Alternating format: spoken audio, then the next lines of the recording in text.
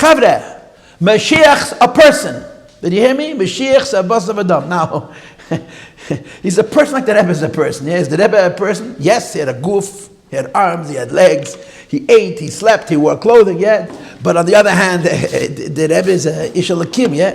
Mashiach is the greatest Ish Elokim of all Ish Elokim. Mashiach is Yechid, the higher person. But he's a person. And this man is going to make the whole world follow him. And not follow him into an amusement park to have fun. Follow him to being real people who live for values and purpose. The purpose of life is not to retire early and to have fun. The purpose of life is to serve, to have a meaningful life, to maximize what it means to be in the image of God. That's a big challenge. Mashiach is going to have to teach not just Yidden this idea, but he's going to have to teach Goyim this idea. So before Mashiach comes, the stage has to be set for this to be able to happen after Mashiach comes. So the Rebbe says, Hachanazu Nasis, what happens before Mashiach? For Mashiach to be able to have the impact that he must have, and the answer is, Shnei Yonim Shel Shefer. There's going to be two Shefers before Mashiach.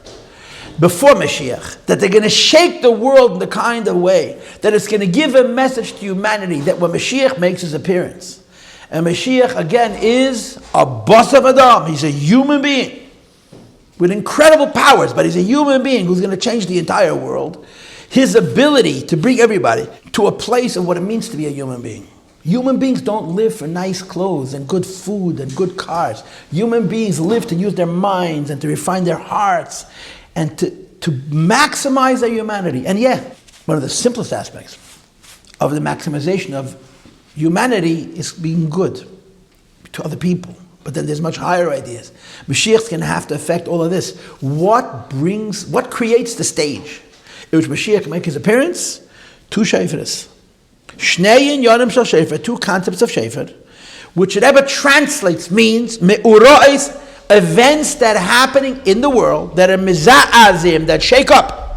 Sheyazazu es ha'olam bechlal, v'ez b'nei Yisrael befrat, that shake up the world as a whole, and the Jewish people in specific, lahocha meisam l'gol, the president of Mashiach. The Rebbe is saying there's going to be happenings in the world. Things are going to happen. And those happenings are going to be the Shefer Gadol. And there's two of them. And those two happenings, those two Shefer Gadol's, changed the world enough for Mashiach to then come along and to have the hashpah that he's going to have. And he continues. These two prophecies are about two separate periods that are both in the preparatory stages of Mashiach. One is Nevuah Zechariah.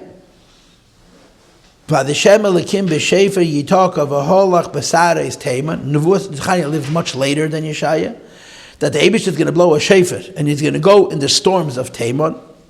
And Nevuah Yeshaya, the Nevuah of Yeshaya, who lived much earlier, which is the one that our Maimed is based on. At the time of Mashiach, there's going to be a Shofar Gadol which is going to sound itself. Those who are lost in the goals of Ashidus and in the goals of Anias are going to come. So there's two Nevi'as. Zechariah is one of the last Nevi'as. Chagai, Zechariah, Malachi. So Zechariah is the second to the last Navi. He's going to say the Nevuah of Vadeshem Elikim B'Shefer Yitaka, and Yeshaya, who lived 100 years before the Charbim, is the other one. So the Rebbe says like this. Zechariah lived later. Yeshaya lived earlier. But Zechariah is prophesying about the earlier Shofar, and Yeshaya is prophesying about the later Shofar. But bear in mind, both these shofars are before Mashiach, and the Rebbe is defining the shofars as happenings in the world. Zechariah niba oidis tkufa koidemes. Zechariah prophesies about an earlier sound. There's going to be a shofar. Hakashor im. Turn to page 214, please. Milchamoy soyarais. Storming wars. Bein umas ha'oil amongst the non-Jews. Sheyigmru ma'apechet, which is going to cause revolution. Besidrei ha'olam hakavoim, in the order of the world which has been fixed, and included in that is v'chevlei Mashiach neiroyim rachmana litzlan etel b'nei Yisrael. It's going to include for the Yidden birth pangs of Mashiach.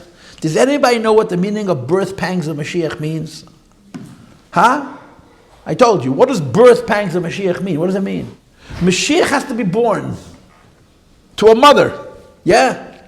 And everybody knows how painful birth is. Now, for some women, the pregnancy is easier, the birth is easier. For some people, the pregnancy, the birth is harder. The birth of Mashiach is going to be the most painful birth ever. Chavlei Mashiach means Chavlei Leidas Mashiach. Or the tzirei leda, the pain of the birthing of Mashiach.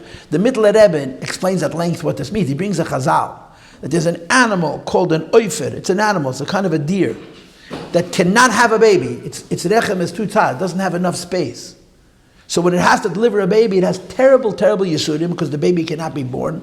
And a special darkoin, a special scorpion stings it. And the sting either numbs it or stretches it, and the baby is able to be delivered. That is a mashal for the Chavlei Mashiach. Chavlei Mashiach means Chavlei Leidas Mashiach. Mashiach has to be born. This is not a biological thing, it's a spiritual thing. But the birthing of Mashiach is extremely painful. And it plays out in Yiddish Chassidus in the world. It plays out in Yiddish Chassidus in the world. Zechariah predicts the Shofar Gadol Mashiach, which is going to change the geopolitical situation, and it includes terrible suffering for the Jewish people. You see where the Rebbe is going, Kendalach? You see where the Rebbe is going? You see where he's going? But he's not going to let you guess. He's going to spell it out. If the clock will go slow enough and we'll read fast enough, we'll get to it. Ilu Yeshaya, as opposed to Yeshaya. Niba oidis kufa shalayachare. They speak of a later period. That after we go through the pain of the Chavlei Mashiach, there's another Shofar Gadol, which is tshuva. You hear? You're listening. A great shake amongst Jewish people. Even those who are the farthest away, they're moving the ruchni in the spiritual sense. They're going to be shaken. They're going to be awakened.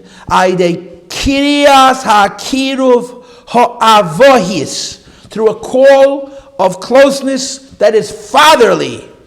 Hashem called the Jewish people. The point of that call is to effect ziyazua, a shake. Even Jews who are lost in the galus of ruchnius, and Yidden lost in the galus of ashidus, and Yidden lost in the galus of aniyas. So you understand, the first shofar is Gehenim, right? I don't want to say it in English. I have to. It's a dirty word when you say it in English, yeah? But on occasion, you have no choice. But the first Shofar Gadol has to do with Tzuras. The second Shofar Gadol has to do with Tshuva. And they both happen before Mashiach, and they happen successively. First, the Shofar Gadol, which changes the entire geopolitical situation. The whole world changes. And included in those changes is Chavlei Leidas Mashiach Chivre. The Rebbe Rayatz never said about the Second World War that it's Geg and Magog. But he said about the Second World War that's Chavlei Mashiach. What we're discussing here, which is how the Sikhi goes.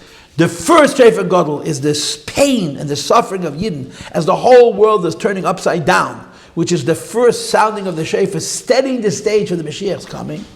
And the second is calling Yidden to Tshuva. Says the Rebbe Shehem, that these two things of Asher and Mitzrayim are Beis Eifanim Bashpa built to the Tzur Shalagos of Bnei Yisrael. There's two ways Golos wears down Jewish people. A, it beats them up. B, it puts them to sleep for materialism, right? The Golos of Aniyas didn't suffer materially. Anti-Semitism, poverty, fear. The worst thing to fear is fear, really. Whether it's real or imaginary. And Yidden have been afraid. And it wears them out. It's an effect of Golos. And then you have the Golos of America, where everyone's so nice to us. And millions of Jews are marrying out as we speak. It's gefährlich. But no one's in pain. It's such a wonderful life. We're falling asleep in Golos. This is called Mitzrayim, is the pain and the suffering. And Ashur is the wealth and the numbness. Golos shedikras b'shem Ashur, the exile called Ashur is Lashon Oisher. We're lucky. Shazui agolos b'medinis, it's exile in those lands. Shabihem yesh chayfish l'vach, we have freedom and we have comfort. Kfi shahoyis anhaga be'eretz Ashur k'pshut, as it was in the land of Ashur 3,000 years ago. Uketitzam is that the result of this is yesh ka'elu, some Jews are nervodim rachmana litzlan mi Yehudim v'yadas. Jews are lost to Jewish people and to Judaism. Biglal hashikia beluxus. Because we're so immersed in luxuries, v'taivis, and weaknesses, and lust, we push it numb away our neshama. If a person lives a frum life, but doesn't miss any opportunity to enjoy the Gashmizdika world, will become numb to Ruchnius. They can't be on the same plate. You can only be passionate about one of those two. If you want to be passionate about God, you can't be that passionate about Gashmias.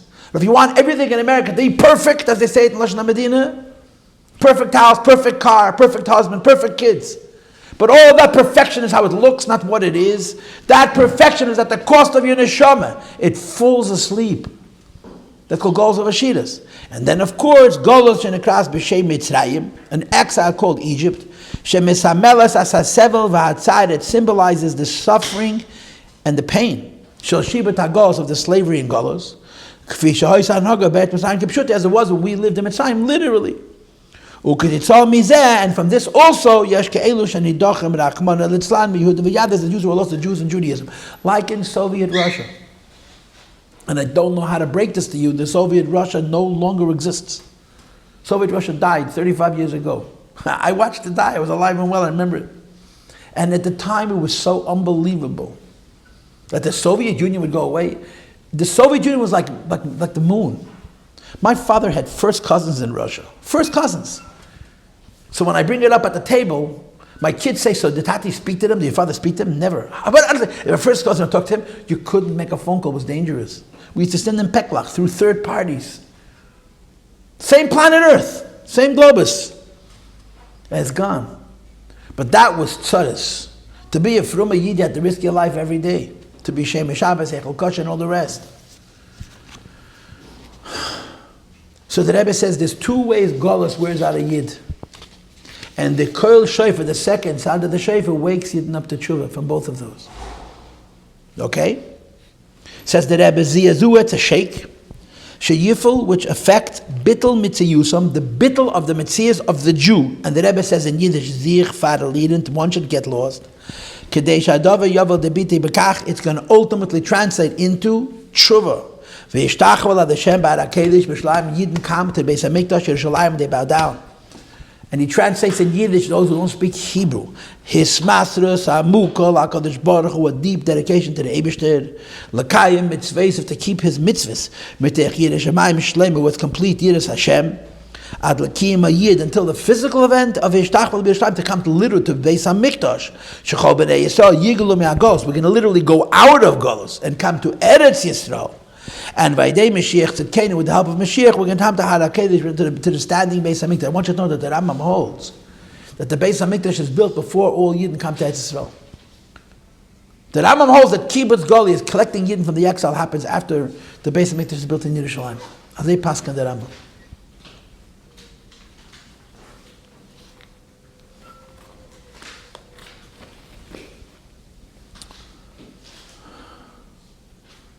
So there's two shofars.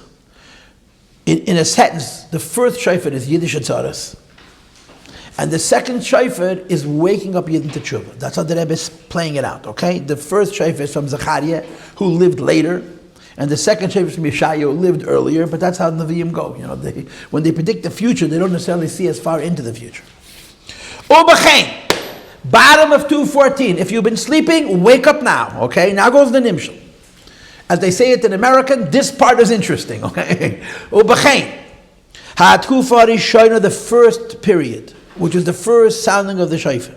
Shabbat hiskayim nevuah Zechariah, which satisfied the prophecy of Zechariah, which he called ma'peches b'sidra olam. The whole geopolitical situation, the entire map gets rewritten, and it includes, top of page 214, Chevle Moshiach Leroyim Rachmona Litzlan Eitzel Bnei Yisrael, the worst kind of suffering for Jews. Now go back to the bottom of the page. He is Hatkufa Shel Melchemes Ha'olam Harishona, the period of the First World War, or Be'ika, but more importantly, Melchemes Ha'olam Hashniya. The Rebbe says World War I and World War II is the first shofar. Because those two worlds are two things. Number one, the whole world was shaken by tumultuous wars. And more importantly than that, girls, you must understand, The world before World War I had one map. The world after World War II has a totally different map. A totally different map. The whole geopolitical structure and balance changed. It became much more complicated. And in many ways it became much more fair. But it opened up new problems. And of course at the center of all the problems, whenever something goes wrong in the world, anybody know whose fault it is? Anybody know what's wrong in the world is? The Jews, the Jews, as they say in German. The Jews. They made Eretz Yisrael. Oi, the ganze Welt geht voneinander. I'm thinking about it. The whole Europe is being burdened down by Muslims. If not for Eretz Yisrael, they would kick every Muslim out of Europe. But because of Eretz Yisrael, Europe is going to fall because they have to be nice to the Muslims because they hate the Jews. And nobody even sees that the Eibush is playing his dominoes. Europe is falling because it's not standing up to the Arab minority, which is one day going to be an Arab majority. And they're going to make Europe Arabia. Why? Because since Israel is a bad country, so you love the Arabs. Yeah. You see how the Eibush is playing musical chairs? If you just see a little bit objectively, you see what's going on. But the World War I and World War II were terrible wars. I mean, between the two wars, probably 90 million people were killed. You know, that's a lot of people. An awful lot of people. But the whole map changed. The whole world changed. The entire definition of the world. Imperialism went away. Britain used to have an empire. Britain has an island. French used to have an empire. Okay, the Germans were a little bit late. The Italians had an empire. Even America had a shtickle empire. They're all gone. Every country is independent, which is a good thing. It's a new world. But those two world wars, which changed the map of the world, also caused so much Jewish tzadis, we have no idea, right? Ubnei Yisrael sovlu chevle Mashiach koshem b'yis. As far as the Yidden are concerned, the Yidden never suffered like they suffered in the time during and between the First and Second World Wars. So the Rebbe says both of those words are the first shofar. You're listening? Top of 215 now. Okay, I got your attention, right? The Rebbe's talking stuff that's interesting to you. Yeah, Nefesh HaBa'am is also enjoying this. Well, it's always wonderful to talk about bad things that happened in the past, you know? They're happening now, nish does they good. More particularly. Are you listening? Yeah. The first world war started, why? Anybody know? Be'ikvas harigas adam echad. One man was killed. His name was, I forgot it. Ferdinand, right? He was the crown prince to Franz Joseph, because Franz Joseph didn't have any children. And that stupid event, sparked the world war. Nobody, they were saying the war would last 3 months. It lasted 5 years. And the result of this began a war. It encompassed and inflamed, it engulfed the entire world. Now, the Second World War. Now here you're going to get the Rebbe's position on Hitler, okay? You want to know who Hitler was? Listen carefully. Adam, through a human being, he was fit for nothing. There was nothing outstanding about this guy. He wasn't smart, he wasn't talented, he wasn't gifted, he wasn't kind, he was nothing. He was nuts. Mitzias shel heder, a form of nothing. And the Rebbe says in Yiddish, agonished, a nobody. Any way you slice it, Hitler was a dunce. All the people who were afraid of him were smarter than he was. He was a nobody.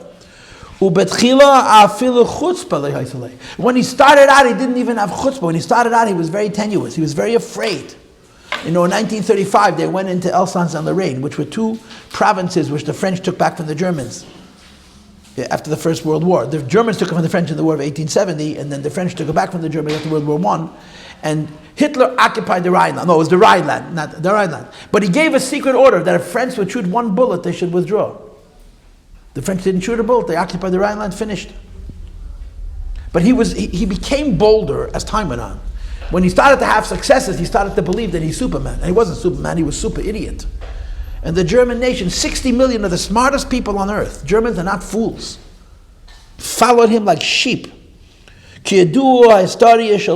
we know his history was that he was not only a dumb idiot, he was a frightful dumb idiot. He was a frightener. But his successes emboldened him. Nevertheless, the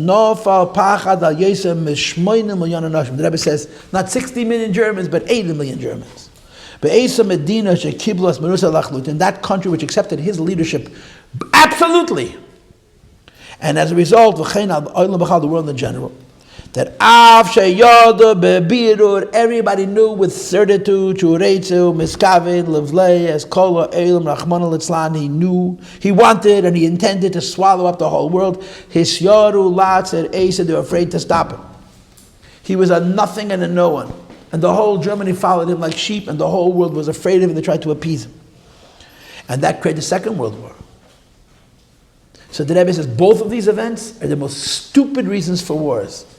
And yet they created the largest wars. Why? There's no nice way to say this, people, so I'm just going to say it straight. Because this is the sound of the Shofar of Mashiach. This kind of revolution, this kind of change, wasn't just symptomatic of what was happening on the ground. It was symptomatic of the cosmic purpose of the world, of the creation. B'shtei milchames elu, in these two wars, hurad ha'olam kulei, the entire world was shaken up. B'shtei milchames elu, in these two world wars, hurad ha'olam kulei b'saras milchaman erais, the entire world was shaken up with the storm of awesome wars. You listening? The causes for these wars, it makes no sense. World War I should never have happened. Never. And World War II was really a continuation of World War I. Ella, the only explanation for how World War I became what it became. And World War II became what it became. This is the pasuk in Mishlei. The heart of kings is in the hand of God, and he leads them any way he wishes. This was the first shofar. This was the Eibishter Shebeshayfa Yitaka v'Holach B'Sareis Teiman. He blew a shofar which created a sa'ara. What a sa'ara means? A storm. Se'eres milchames, a storm of war. She'eridu esa'olam, that shook up the world. Ve'echinu, and in shaking up the world, they prepared the world. B'midah mesayemes, to a certain extent, l'shinuim, to the kind of changes. Sheyiyu b'geula idei Mashiach, which would happen to go to Mashiach said Cain. I'm going to give you an example. You must understand, I grew up in Lubavitch, okay? I'm born, bred, brainwashed, and proud of it, okay? The Rebbe hated the United Nations, He hated the United United Nations because the United Nations is a political body. The United Nations hates Israel. It has to hate Israel. Why?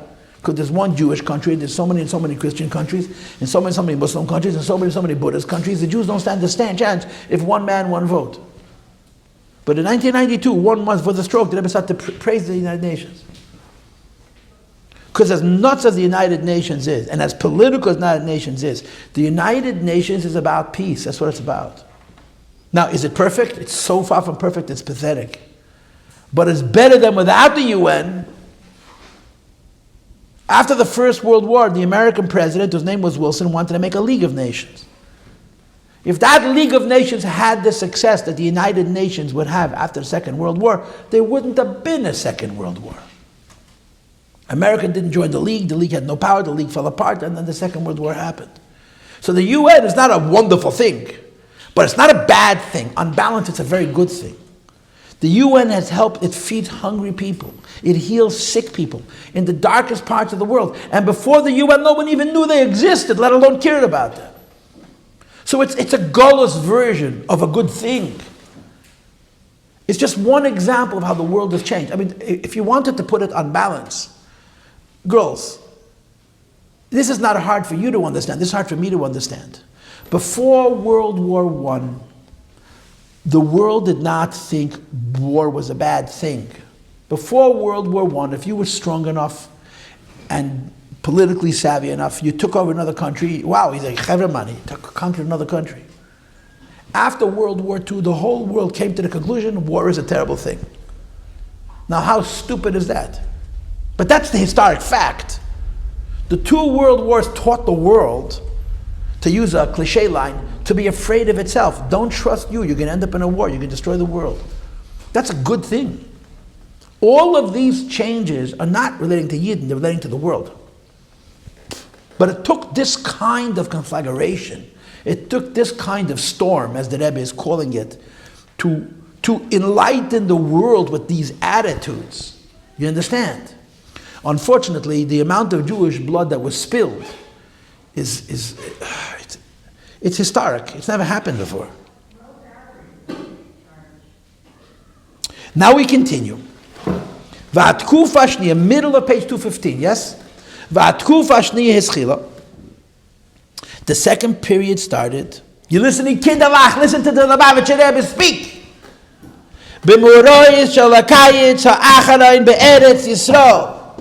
The events that happened last summer in Eretz Yisrael, 1967, Kindalach is, how many years ago? It's 58 years ago. The Rebbe has the 6-day war is the beginning of the second shofar. The Rebbe puts a date on it.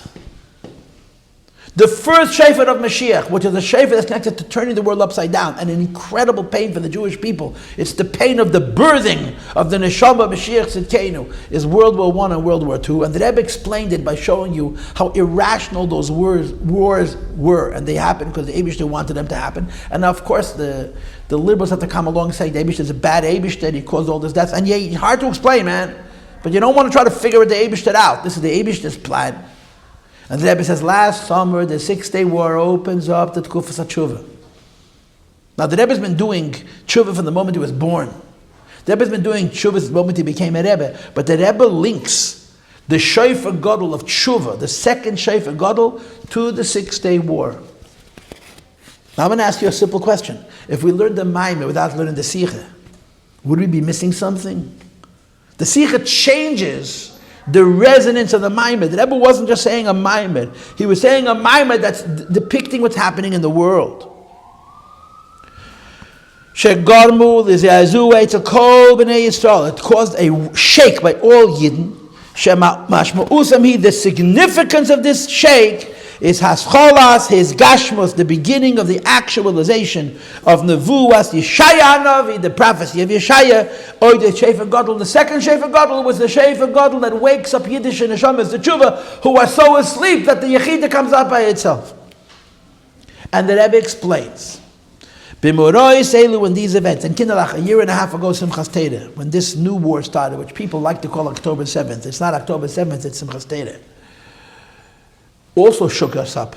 Unfortunately, we don't hear the Rebbe's voice, so everything is much more complicated. But it's an opportunity. You know, I told you, Shalom Levsky just died. A shliach of the Rebbe passed away a couple of weeks ago. He wrote a letter 1 week after that war started to Shluchim. He said, remember your job. Your job is to wake Yidden up to tshuva. Now's the time.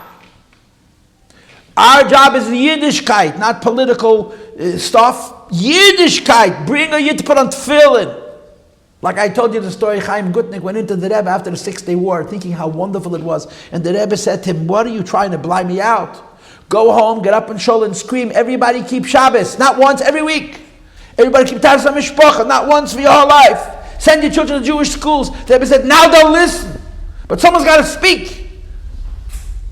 And that's what the Rebbe saw the 6-day war as. B'moroi Seilu, with these events, Hischil Tkufa Chadasha began a new period. Ba'achanas b'nei Yisrael l'Giyula, in preparing the world, the Jewish people for the Giyula, the Mashiach, the Mashiach. Asher b'bli habeit, notwithstanding the fact, al kach to the fact, shenim tzoyim adayin kedem aschalta the Giyula, Mashiach has not yet come, and don't make any mistake about it. And the Rebbe is talking about the people who used to say that the modern state of Israel, the modern secular state of Israel is Mashiach, and it's not. When it goes because of our Avedis. Until we fix the Avedis, Esasiva, which is the cause, Yeshne Adayan Amesubav, we still have the affection, Imtsoyim and Daim Agos, we're in Gos, Afilu Be'eres Yisrael, you can live in Yerushalayim and be in a deep and a dark Gos. Still, Nichnas no Tkufa Chadash, there's a new period. Shakadosh Baruch Hu Mitzi Doya, Hashem from his angle. Call the Chol B'nei Yisrael is calling every Jew, which is Kriya L'Kis, it's a divine call. L'neshama L'Kis, to the divine soul. Sheyesh B'chalechat M'Yisrael, which is in each Jew. That Avi Eloha Evdim V'nidachim, a Jew who so is similar. Ma'ita Shik has no association with any other Jews. Last summer, the Eibusha got to him. V'etzliach, and he succeeded L'zazeya Oysam, to shake them up. Ayadeh Shofar Gadol, through the sounding of the great Shofar. And then, Kindalach, here comes the hard part. Umamtin lemayne al b'nei Yisrael al kriyasa. He waits the response of the Jewish people to this cry. Ayadeh through this.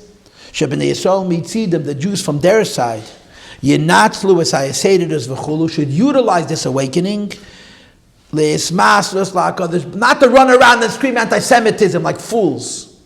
To scream Shabbos kosher mikvah tefillin. Le'esmasros la'akadosh baruch, a dedication to the Eibishter l'schasos b'kiyim ateiru mitzvahs and strengthening Yiddishkeit. And the Rebbe concludes, Ve'ilu zachinu, if we had merited, Va'yinu menatzim ketaboyes harega shel aziyah. There was a moment, the Rebbe says, that every Jew's heart was awake. If we took advantage of that moment and filled the heart of the Jews when their hearts were awakened with Yiddishkeit, Haya Mashiach b'mayad, Mashiach would have come then. Umeitzi has called b'nei Yisrael me'agos, taken us out of Golus. Says the Rebbe, but we schlepped Avlad Aveinenu to a great misfortune, L'zachinu adayin lakach. We did stuff, but not nearly enough, and we were not zeicher. So the charge has been set. The shofar has been sounded. But now we need to take the opportunity and wake up Yiddish in the Neshamas. L'chein ma'am teba kadosh baruch hu ata, the Eibishter waits now. Sheberegas, that at this moment, Yenatzlu as hayasedidas, which should utilize the awakening. L'ischazik b'shviras atera mitzvah, strengthen ourselves in Yiddishkeit and strengthen others in Yiddishkeit. Be'efen until she'obo'u. V'yishtachvu la'Hashem, which come to about HaKadosh Baruch Hu Chesh B'Yishalayim, b'moving the Ruchni spiritually, v'gam pipshutein also actually, Adei Mashiach, Tzedkenu to Mashiach, top of page 216, she'yoytzi oisanu me'hagolos, they should take us out of the golos, v'yaveh yisanu agula shleima b'karav mamash, and bring us to the gula shem b'karav mamash. Now there's another whole sikha on this topic, which I wish I had the time for. Unbelievable. So the Maimer we just learned has a whole different meaning now. It wasn't Stam Azoy, a Maimer. The Rebbe actually puts a date of the Shofar Gadol Mashiach. And it's 58 years ago. I was 3. It's impossible. I'm not 61.